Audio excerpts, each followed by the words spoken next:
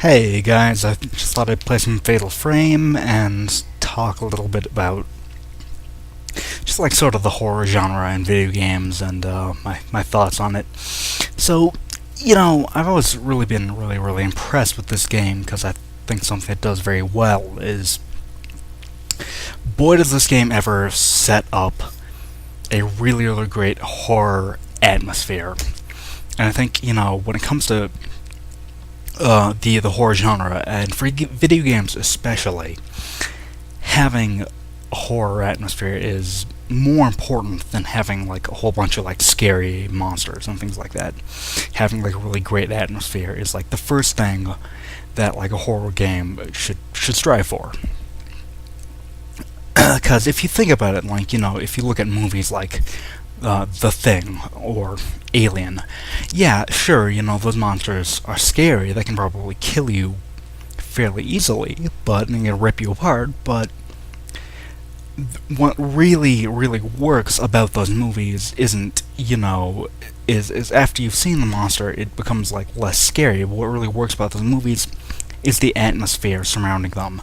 In The Thing, just the atmosphere of like paranoia and just the claustrophobia and just like the sort of creeping dread in Alien.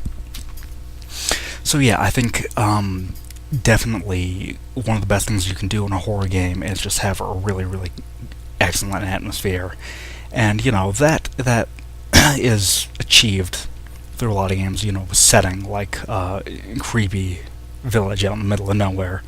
Really done excellently here. Really picked a good setting, but also just the audio and the visuals, because particularly for older games when the graphics weren't that sophisticated, really playing up like the audio, having really like scary sort of ambient noises can really sort of help nail that horror atmosphere. And that's especially true with older games like Resident Evil 2 and 3. Like just the ambient noises and like the lack of music. The lack of music to really help those ambient sound effects stand out. That just really helps. It's just and like the small details, like whenever something kind of spooky happens, or whenever you stumble upon an enemy, the controller vibrates, and that in itself makes seeing something in the background all that much more startling, and it just helps connect the player. Okay. Just helps connect the player to the game that much more. So yeah, I think this game really does an excellent job setting up the horror atmosphere, and I was just saying that that's the first thing a horror game should go for. But that said, it's not. It's important to still have a good like variety of like scary monsters and obstacles in a horror game. That should be like the second most important thing that designers like sort of focus on, because while atmosphere is the most important, the thing about like monsters and the thing about the horror genre in games is that while it's scary, and while games can pull it off and like in a way that like horror movies can't really, because it happens directly to you, it also degrades very quickly. And what I mean by that is, if you've ever had an experience like when I was playing through Dead Space, I was being chased by this monster, like this horrifying creature that I encountered for the first time, and I'm being chased by it, and at first I'm thinking, oh man, this is terrifying, just get this thing away from me. But then as soon as it kills me, and as soon as I start over in that same section, it becomes like an obstacle, because then I realize, okay, now I have a better idea of how to handle the situation, and like the horror just sort of dissipates in that way. So I think it's really important to have like a good variety of monsters and like obstacles in a horror game to keep things fresh, so you can keep introducing new ones as the game goes along and keep the player on their toes, keep them, not really sure of what to expect. And I think, like the placement of like horror of enemies in horror games, is really, really important. Like, I'm sure everyone like remembers, in the original Resident Evil, when the dog comes leaping through the window, that was like genius enemy placement. It's a long hallway, like plenty of room for you to run to the other end. Once you encounter the dog, plenty of room to dodge it. But at first, it doesn't look like there's anything in the hallway, so players are lulled into a false sense of security. And it's just a really, really great moment.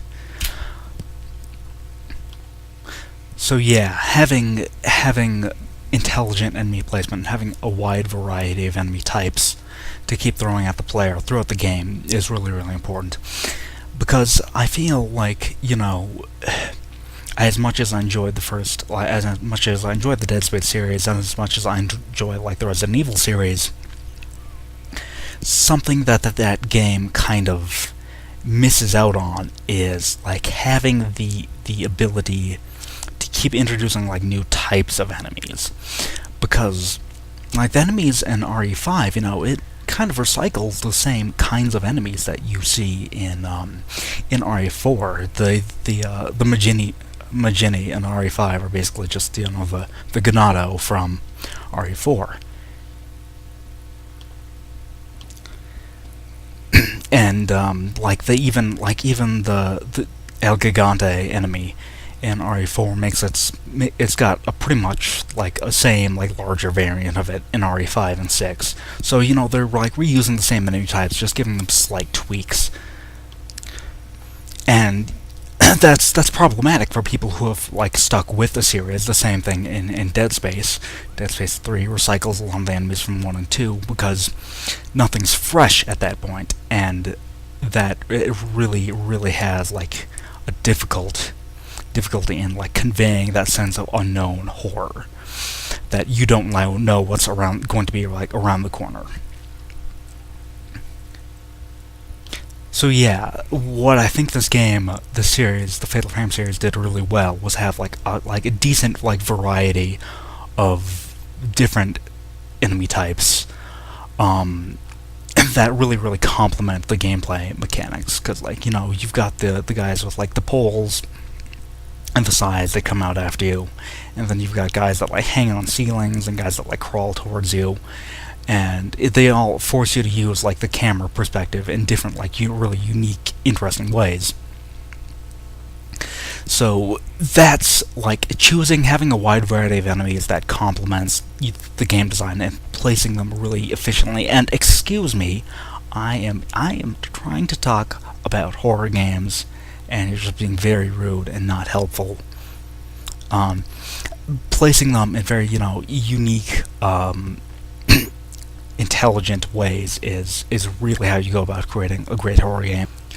And when we're talking about like having like a good wide variety of enemies, I also feel like this is something that like the Silent Hill series kind of missed out on. I feel like they really missed a trick, like because the original conception behind like the first couple Silent Hill games is that the town manifests itself and its monsters and creatures specific to like the individual who is experiencing it, like who's going through the town. And like James sees Pyramid Head because it like it's there to punish him, and and like the mannequins in Silent Hill 2 are reflections of his own personal traumas and hardships.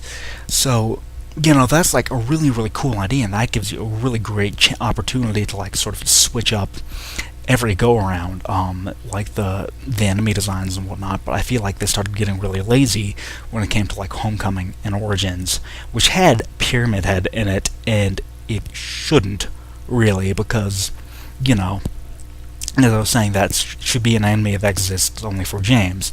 And I'm not sure. I think they might have explained that somehow, but I still feel like even if they retconned like that or like tweaked it, I still feel like you're missing out on a bigger opportunity to create like fresh new monster designs for every game. And I know that a lot of people have had problems like the way like the Silent Hill series has been handling itself, and that's there's some legitimate criticisms, but personally, like the latest one, Downbore, I feel like had some problems from like the gameplay perspective. Like the combat system was kind of clunky, and it had like some technical issues. But which, by the way, I feel like the combat has always been sort of clunky in Silent Hill games. It's never been like super great. Like like excellent combat is not why people play the Silent Hill franchise, and therefore it's a little strange for like hear people complain about the combat in those games when it's never been super great. But that said, I think one of the things that Silent Hill Downpour got right was that it had it completely redesigned its enemies and the storyline, and had like brand new characters, and had like all these different like sort of cool little side quests that you could do that like fill in the town and really add to the horror atmosphere.